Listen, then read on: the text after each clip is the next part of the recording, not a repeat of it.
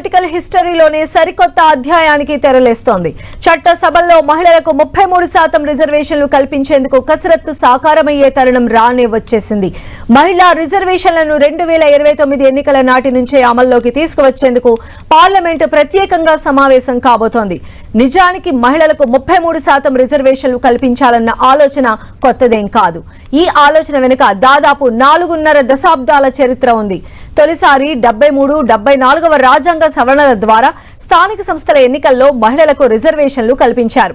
అప్పుడే లోక్సభ, శాసనసభల్లోనూ మహిళలకు రిజర్వేషన్లు కల్పించాలన్న ఆలోచనకు బీజం పడింది. 1996లో హెచ్డి దేవేగౌడ సారథ్యంలోని యునైటెడ్ ఫ్రంట్ ప్రభుత్వం తొలుత ఈ బిల్లును లోక్సభలో ప్రవేశపెట్టింది. కానీ ఆమోదం పొందలేదు. తరువాత వాజ్పేయి, మన్మోహన్ సింగ్ ప్రభుత్వాల హయాంలోనూ అదే పరిస్థితి.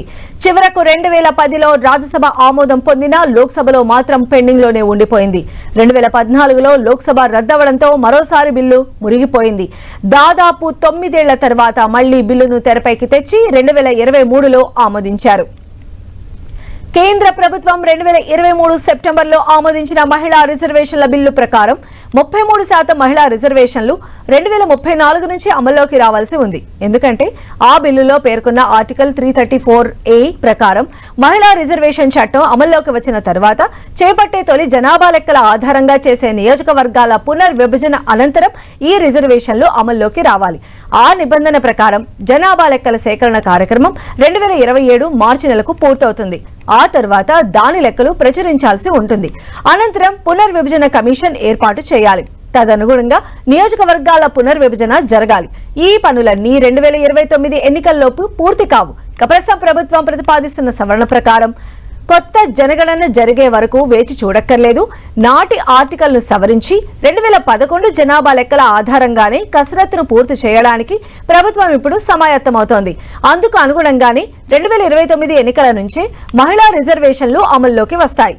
పార్లమెంటు ప్రత్యేక సమావేశాల్లో నారీ శక్తి వందన్ అధినియం చట్టానికి సంబంధించిన రాజ్యాంగ సవరణ బిల్లు 2026, నియోజకవర్గాల పునర్విభజన సవరణ బిల్లు 2026, కేంద్రపాలిత ప్రాంతాల మహిళా రిజర్వేషన్లను విస్తరిస్తూ ప్రత్యేక బిల్లును ప్రవేశపెట్టనుంది.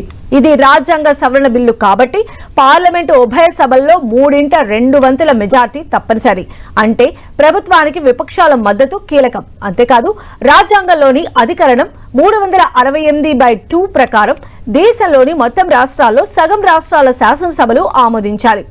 మహిళా రిజర్వేషన్ల అమలుకు ఉద్దేశించిన సమావేశాలు కావని, నియోజకవర్గాల సంఖ్యను పెంచడం కోసం ఏర్పాటు చేస్తున్నామని విపక్షాలు ఆరోపిస్తున్నాయి. 2023లో చేసిన చట్టంపై ఇన్నాళ్లు మౌనంగా ఉండి ఇప్పుడు హడావిడిగా ప్రభుత్వం ఎందుకు సవరణలు చేస్తోందని ప్రశ్నిస్తూ ఉన్నాయి. అయితే ప్రస్తుత చట్టం ప్రకారం మహిళా రిజర్వేషన్ల అమలుకు సుదీర్ఘ సమయం పడుతుందని, వేగంగా రిజర్వేషన్ ఫలాలు అందాలంటే ఈ సవరణలు తప్పనిసరని ప్రభుత్వం కౌంటర్ ఇస్తోంది. ఈ బిల్లులు ఆమోదం పొందితే 2029 ఎన్నికల్లోనే మహిళా రిజర్వేషన్లు అమలవుతాయని చెబుతోంది.